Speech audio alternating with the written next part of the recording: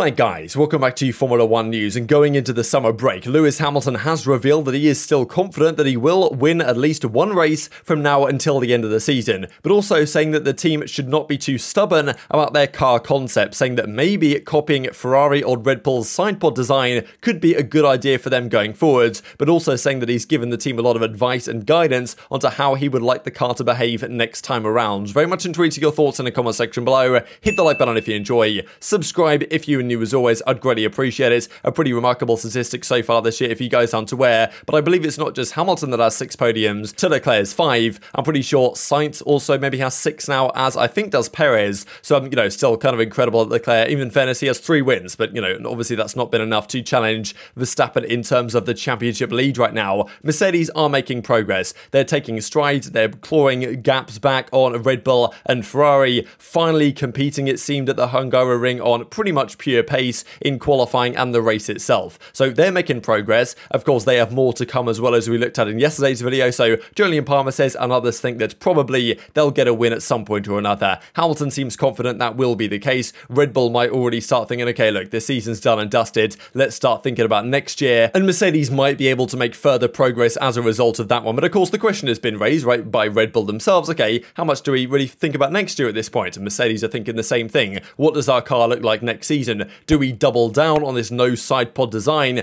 that up until even a few races ago was like, look, is this actually the way to go? Red Bull have gone for a different approach, Ferrari have gone for a very different approach, and it seems to have worked out better for them. So should Mercedes keep going with the car as effectively the concept as it currently looks, that they believe has more lap time in the tank than they have currently been able to unlock, or do they say, no, let's go down another route? So Hamilton, in this interview with Heikki Kovalainen, actually talked about this in quite some detail and said that he's been talking to the team about what he would like to see next season, what changes he would like to see made to the car in terms of handling and the like, but has also been rather clear to the team that, like, look, let's not be too stubborn about this no sidepodless design, whatever you guys want to call it. If Ferrari have a better concept, let's, take inspiration from that. If Red Bull have a better concept, let's take inspiration from that instead. Which I think is what he truly believes, but maybe there's an element of this where he's saying, well, look, we're really looking at these other teams' designs, but maybe internally they do still think that this the car that they currently have has the most potential on the grid. I believe they've said that not too long ago, and if they can truly unlock it, they can be the fastest car by a margin, seemingly is what Mercedes believe. Hamilton's maybe not so convinced, or he's just saying this with the intention of throwing the other teams off the scent a little bit.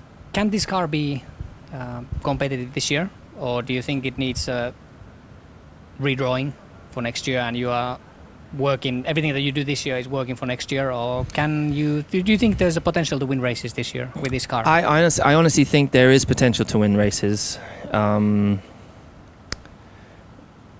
I'm waiting every weekend for every week. I'm hoping that they find something that just brings us that little bit of extra downforce without bouncing. But it's been tough for the team to achieve. But no one's given up on it. I think fundamentally we have to acknowledge that the others have done a better job, and whichever kind of philosophy they've taken has worked well for them, and we have to be conscious of that moving forward. We can't be stubborn. At least. Yeah, we can't be stubborn and say, no, our way is definitely the way and it will eventually work, because we could wait for years for that. And we have to be quick. We have to be concise. We have to be humble in our approach, and which I think we will be. I hope that's the conversation that's in the background, because you know how engineers are. Yeah, there's a lot of pride in everyone's work, as there should be. But I really do hope by the end of the year we're able to get a win. I truly believe we'll get a win this year, but one win is not enough for us in terms of what we work for.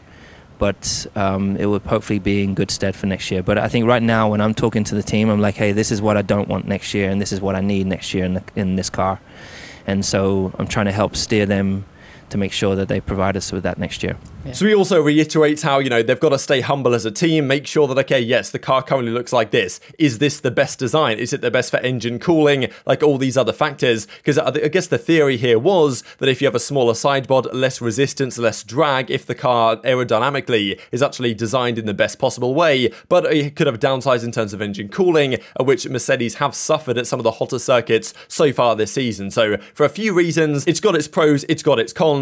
Will Mercedes stick with it, or will I take take inspiration from a design like the Ferraris. I mean, if we look at the cars side by side, it's incredibly different the way Mercedes have approached it and the way Ferrari have approached it. And Hamilton is like, look, I'm not sure this car, well, this concept is the best way to go, but he'll leave that up to the engineers. But it's just imploring the engineers to like, look, let's stay humble here. Let's not be too stubborn about our design, thinking it's the best, because they could try for years and years to make this car what they think it can be, but maybe in reality, it's just not quite where it needs to be, right, to deliver the results on a consistent basis. But he's also still confident that they will win at least one race this season. Like, look, that's not his goal, obviously, right? He's not here to win one race, he's here to win the championship, but he might feel a bit of progression if he does get a victory in the latter half of the season, that he can go for the 8th world title next time. And who knows where he can get in the Drivers' Championship, right? Because there still might be a chance that he can finish even in 2nd place behind Verstappen. That's still on the cards at the present time. Mercedes have said, though, like, that they've got to be careful. They can't get too overconfident. I think Toto Wolff is also being pretty humble himself about this, right? And saying, like, yes, we've had a nice back-to-back double podium. That's showing us he's got some good confidence as a result of that, taking some good progress into the summer break and some confidence associated with it as well. Very satisfying, I'm sure, as well, but they've still got a fair bit further to do, right? They were wondering, okay, did we just get it? Did we just get lucky in Budapest effectively to get that set up the way we wanted it, or can we replicate that at future circuits? So that's a key question for Toto Wolff, because it does seem like the W13 is like that car, they really have to know what they're doing to get it right. If it's slightly wrong in the wrong window, the wrong setup, the car's an absolute disaster to drive. But if they get it right, it can be competing at the front. So a rather interesting one, but definitely tweet your thoughts on all this stuff in the comment section below. Hit the like button if you enjoyed, subscribe if you're new as always, take care of yourselves, and I'll see you next time.